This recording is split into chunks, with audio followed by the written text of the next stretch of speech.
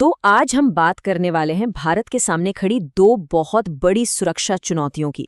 हाल ही में हुई दो अलग अलग घटनाओं को देखकर हम ये समझने की कोशिश करेंगे कि कैसे एक ही देश एक ही वक्त पर दो बिल्कुल अलग तरह के खतरों से जूझ रहा है। चलिए इन घटनाओं की गहराई में उतरते हैं। 26 ये सिर्फ एक नंबर नहीं है, ये उन लोगों की गिनती है जिनकी जान एक ही हमले में चली गई। ये आंकड़ा हमें सीधे सीधे उस मानवीय कीमत की याद दिलाता है जिसकी हम बात करने वाले हैं। और जानते हैं, इस पूरी घटना को और भी ज्यादा खौफनाक क्या बनाता है? ये एक लाइन।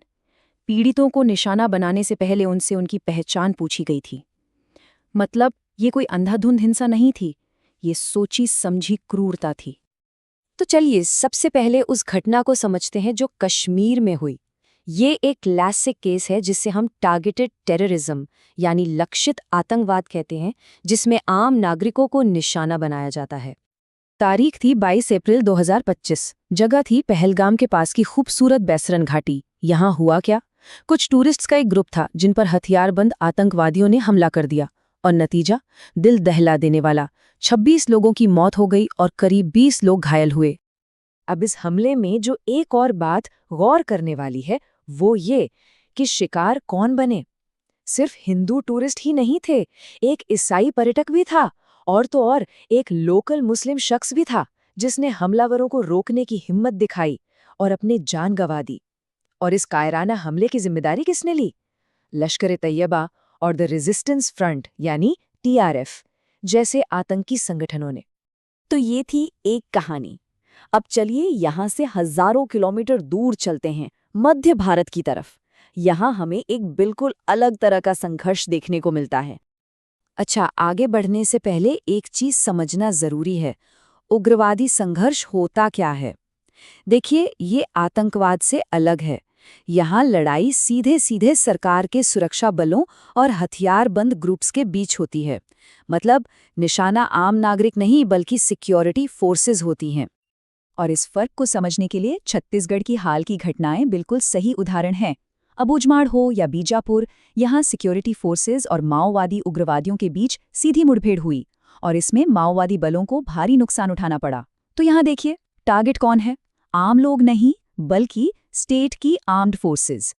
तो अब तक हमने दो अलग अलग घटनाएं देखी, एक कश्मीर में, दूसरी छत्तीसगढ़ में। अब आते हैं इस विश्लेषण के सबसे जरूरी हिस्से पर। इन दोनों को आमने सामने रखकर देखते हैं ताकि इनके बीच का फर्क एकदम साफ हो जाए। चलिए दोनों को एक साथ देखते हैं। एक तरफ है पहलगाम का आतंकी हमला जहां टारगेट थे आम नागरिक, टूरिस्ट। दूसरी तरफ छत्तीसगढ़ में उग्रवादी संघर्ष जहां निशाना थे सिक्योरिटी फोर्सेस। हमले का तरीका भी देखिए। पहलगाम में लोगों को चुन चुनकर मारा गया, जबकि छत्तीसगढ़ में आमने सामने की लड़ाई हुई, फायरिंग हुई। और इन हमलों के पीछे के लोग, एक तरफ लश्कर और TRF जैसे आतंकी संगठन, तो दूसरी तरफ माओवादी उग्रवादी। इनकी सोच, इनके मकसद, सब कुछ बिल्कुल अलग हैं। तो इन दोनों केस स्टडीज को एक साथ देखने के बाद हम किस नतीजे पे पहुंचते हैं? ये भारत के सिक्योरिटी लैंडस्केप मतलब सुरक्षा के पूरे माहौल के बारे में क्या बताता है? और यही हमें सबसे बड़े टेक अवे पर लाता है। भारत एक ही वक्त पर कई मोर्चों पर जंग लड़ रहा है।